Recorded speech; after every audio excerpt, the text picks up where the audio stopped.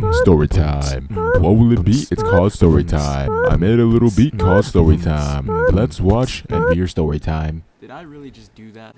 Welcome to Storytime, a series where I tell you all about Mexican struggle and about moments in my life in general. This week I'm showcasing some Titanfall gameplay, and since this is the 20th episode of Storytime on my channel, I'm going to be doing a major throwback for you guys and telling you my first ever story I ever uploaded on my original channel, Envyerz. So this is paying homage to my first ever video that really inspired this whole Storytime series, because I never imagined it becoming this big. I never imagined my channel coming this big either.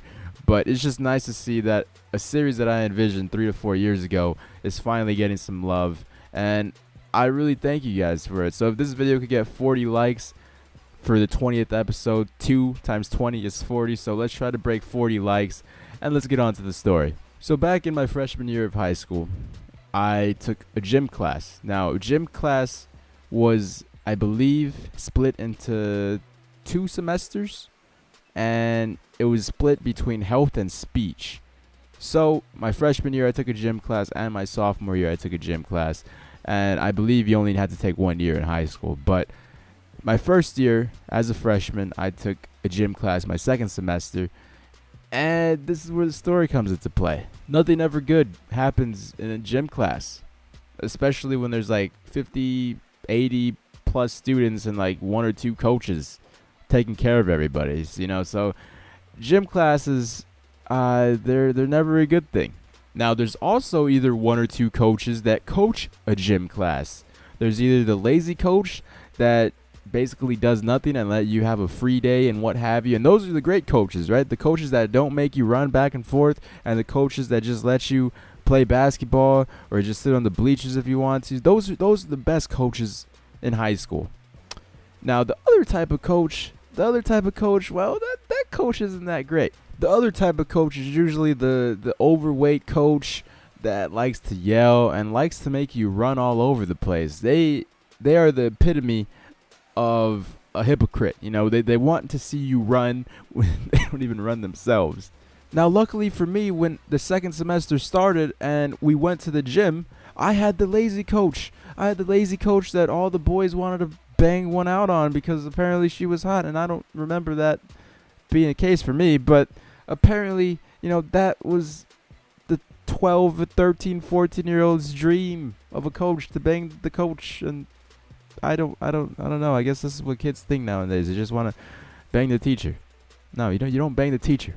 But I'm guessing just because of how hot this coach was. Honestly, I don't remember her being that, great looking. That could just be me. But I forget her last name, and I would have definitely dropped the name if I remembered it. But she was Mexican, obviously.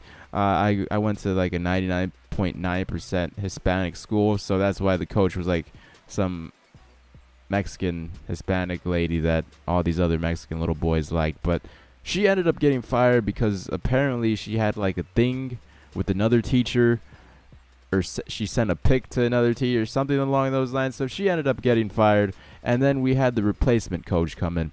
And this is the point where the gym class turned for the worse. This was the other coach. Instead of being the lazy coach, it was the overweight coach that liked making the students run and do all these physical straining activities that nobody had time for. They just want to talk to girls and talk to boys, and they want to have fun and play indoor basketball and be on their cell phone. They don't want to have to run. Nobody wants to have to run, get all hot and sweaty, and not for any good reason.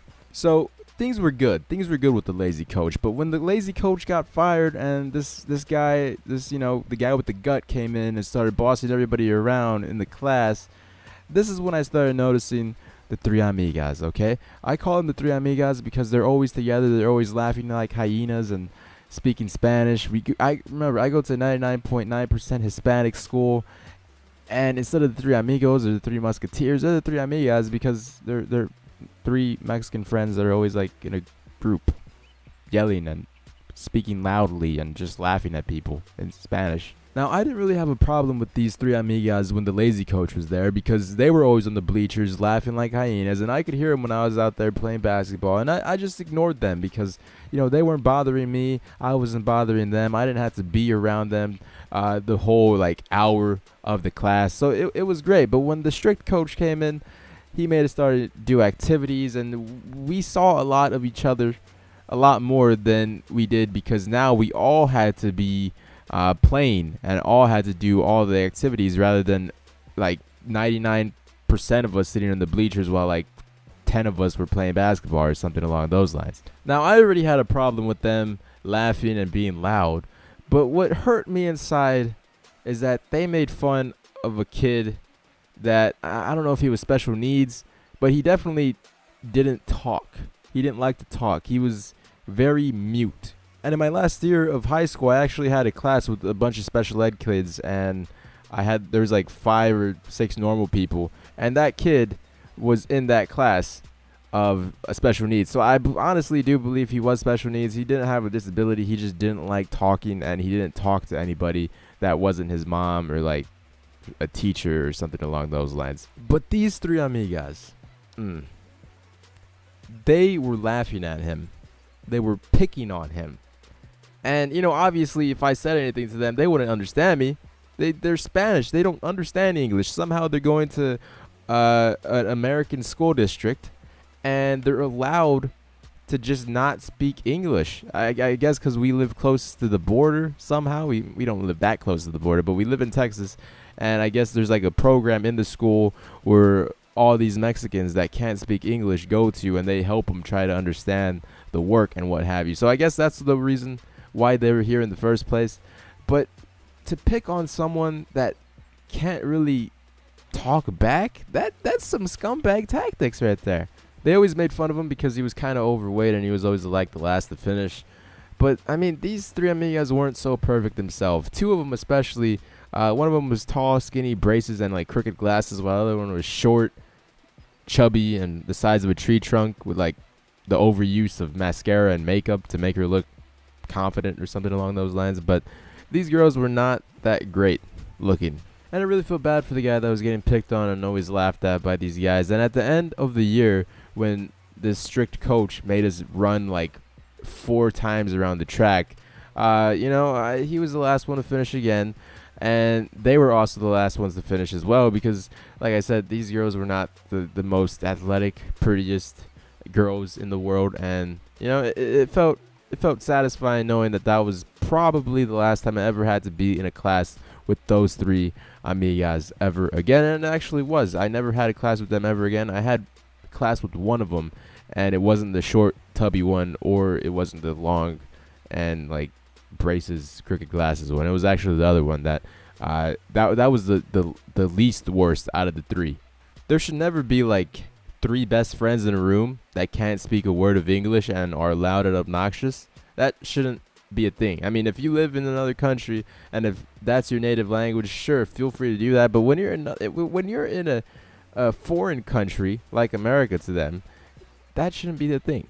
I'm just happy that I know that I will never have to deal with them again ever in my life. I mean, one of them's a mom already at age 18, figures. One of them's desperate on Instagram saying single, ready to mingle, and the other one's deported back to Mexico or something along those lines. So I have no worries about them in my life anymore, and I just thought it was a funny story to tell to you guys. So hopefully you enjoyed this. Hopefully you laughed a little, and hopefully you can learn one thing from this. Stop the bullying. Do we really need to pick on someone that isn't picking on you in the first place, that has no problem with you? You're just picking on him because he's different? Man, the world we live in. That said, I'll talk to you guys later. Remember, if we get 40 likes, you would make this 20 episode spectacular. Be great. Bye-bye.